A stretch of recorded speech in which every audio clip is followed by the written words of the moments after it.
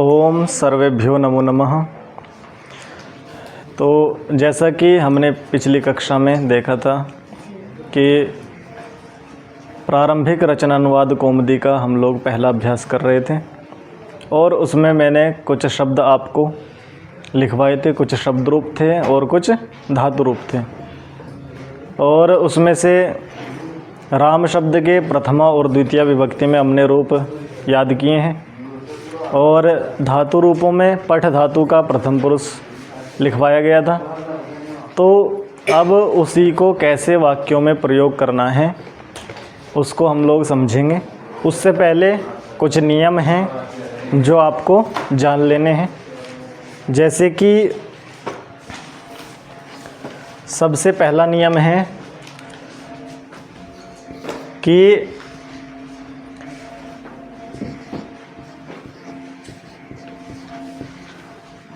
तीनों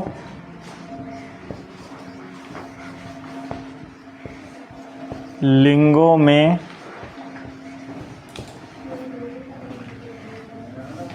धातु का रूप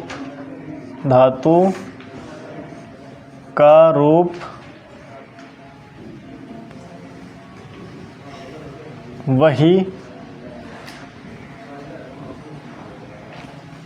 रहता है। ठीक है। अर्थात संस्कृत भाषा में कितने लिंग होते हैं? 3। कौन कौन से? पुल्लिंग, स्त्रीलिंग और नपुंसकलिंग।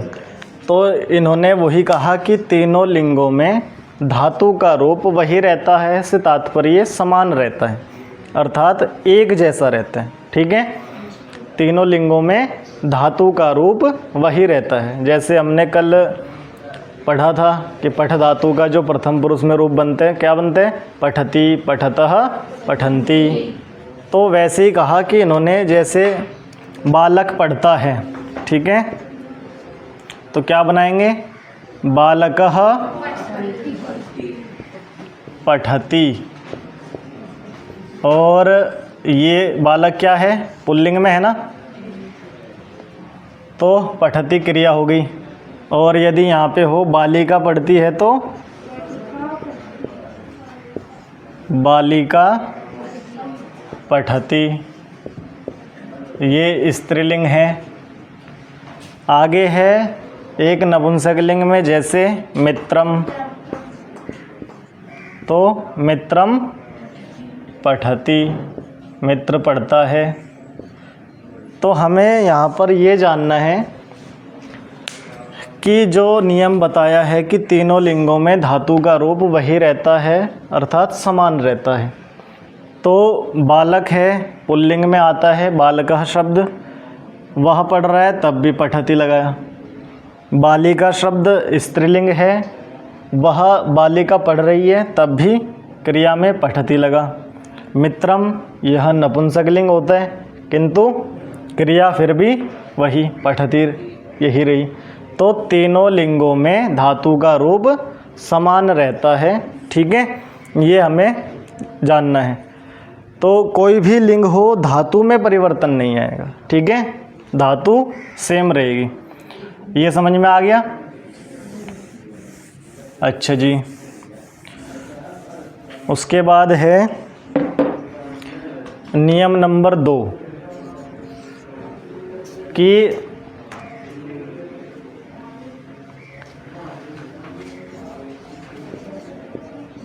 कर्ता के अनुसार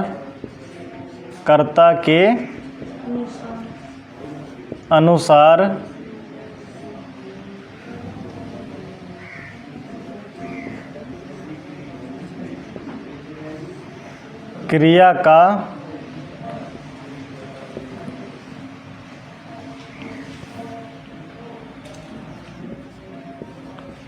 पुरुष और वचन,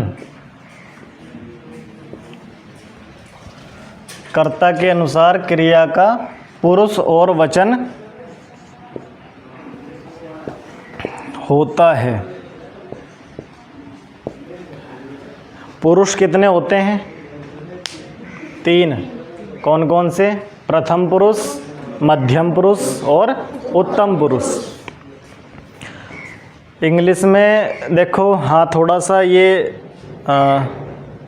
समझाना था कि एक जगह वीडियो में थोड़ी सी त्रुटि हुई थी कि जहाँ हमारे यहाँ प्रथम पुरुष होता है, इंग्लिश वालों के यहाँ जो अंग्रेजी भाषा है उनके यहाँ प्रथम पुरुष को थर्ड वो कहते हैं, क्या बोलते हैं? Third person.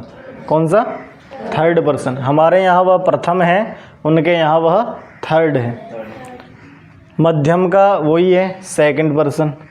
और जहाँ आपका उत्तम है वहाँ पे उनका फर्स्ट पर्सन है।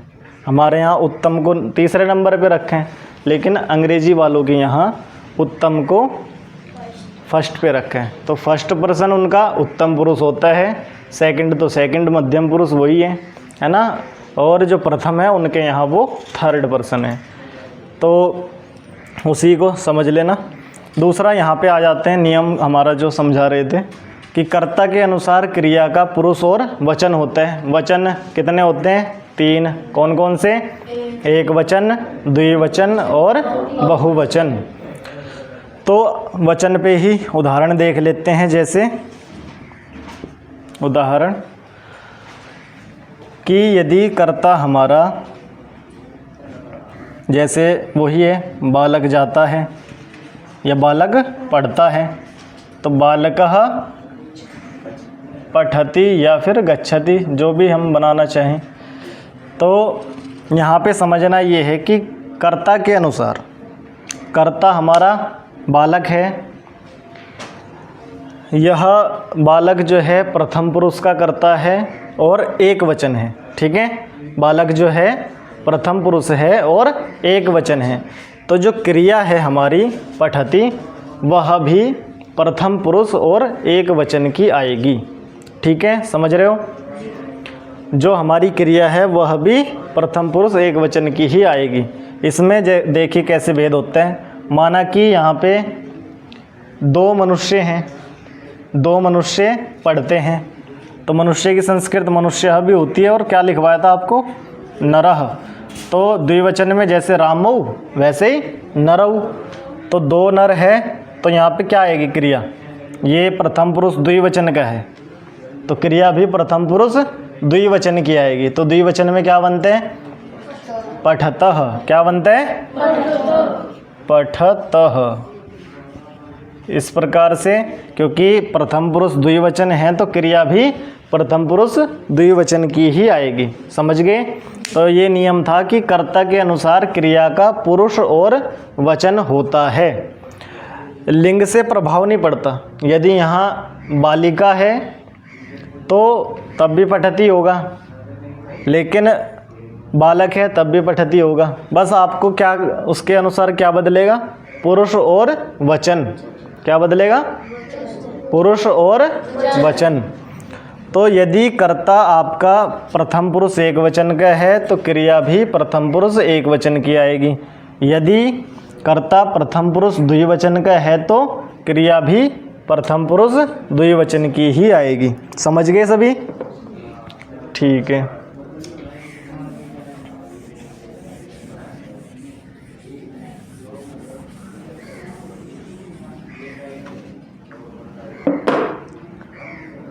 तीसरा नियम है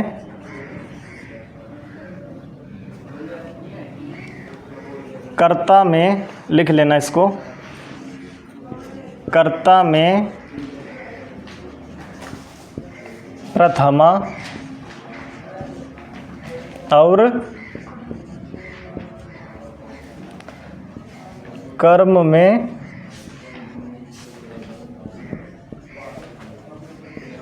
द्वितीया विभक्ति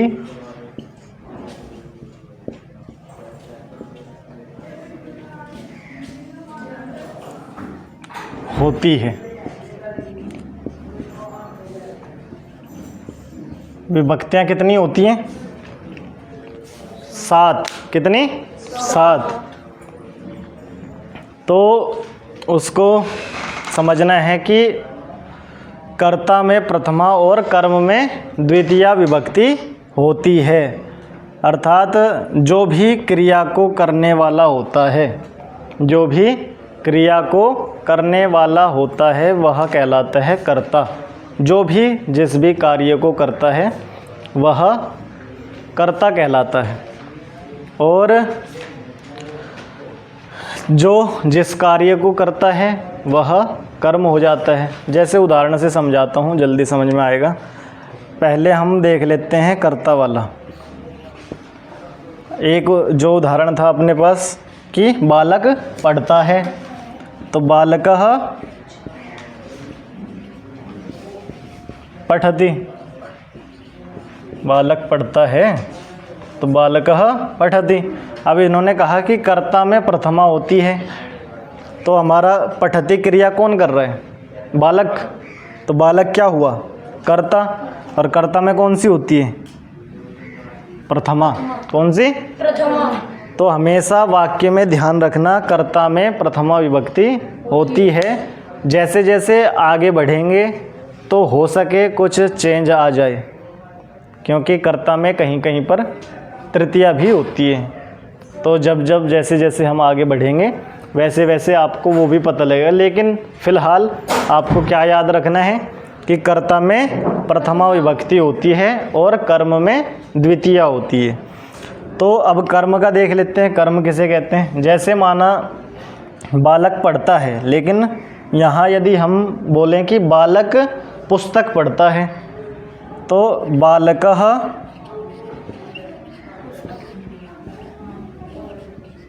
किसको पढ़ता है? तो यहाँ पे हो जाएगी द्वितीया, पुस्तकम पठति। ठीक है, ये देख लीजिए पढ़ कौन रहा है? बालक। तो बालक हो गया कर्ता। कर्ता में कौन सी होती है? प्रथमा।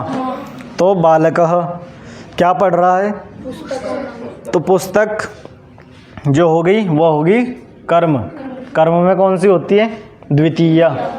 आपको राम के रूप मैंने लिखवाए थे ना दो विभक्तियों में, रामः रामौ रामाः रामम रामौ रामान। ये 6 जो शब्द हैं वो प्रथमा और द्वितीया विभक्ति के आपको लिखवाए थे। तो उसमें से आप देख सकते हैं, जैसे यदि कोई ये हो कि विद्यालय में पढ़ता है या विद्यालय को जाता है, तो विद्यालय शब्द पुल्लिंग है, तो उसके रूप किसकी तरह चलेंगे? राम की तरह। कहा था ना कि बहुत सारे शब्द आपके राम की तरह ही चलेंगे। तो आप रूप चला सकते हो। जैसे द्वितीय विभक्ति एक वचन में राम शब्द का बनता है रामम, तो वैसे ही विद्यालयम, वैसे ही ग्रामम। तो बहुत सारे शब्द आपके वैसे ही चलेंगे। तो हाँ, ये समझ में आया सभी को? कर्ता में प्रथमा विभक्ति होती है और कर्म में द्वितीया। और ये क्रिया जो है वो किसके अनुसार होगी? हमेशा कर्ता के अनुसार। ये था ना, कर्ता के अनुसार क्रिया का पुरुष और वचन होता है। इसको, ये जो 3 नियम हैं, ये पहले अभ्यास के नियम हैं, इनको आप विशेषकर याद करेंगे तभी आप वाक्य अच्छे से बना सकते हो। ठीक है, ये 3 नियम यदि आपको याद रहेंगे हमेशा के लिए, यही नियम चलेंगे। कर्ता के अनुसार ही क्रिया का पुरुष और वचन होगा कभी भी। तो आपको सबसे पहले वाक्य में क्या ढूंढना है कि जो क्रिया हो रही है वो कौन कर रहा है। जैसे ये बालक जाता है, बालक गांव जाता है, तो जा कौन रहा है? बालक। तो बालक क्या हो गया? कर्ता। कहाँ जा रहा है? गांव।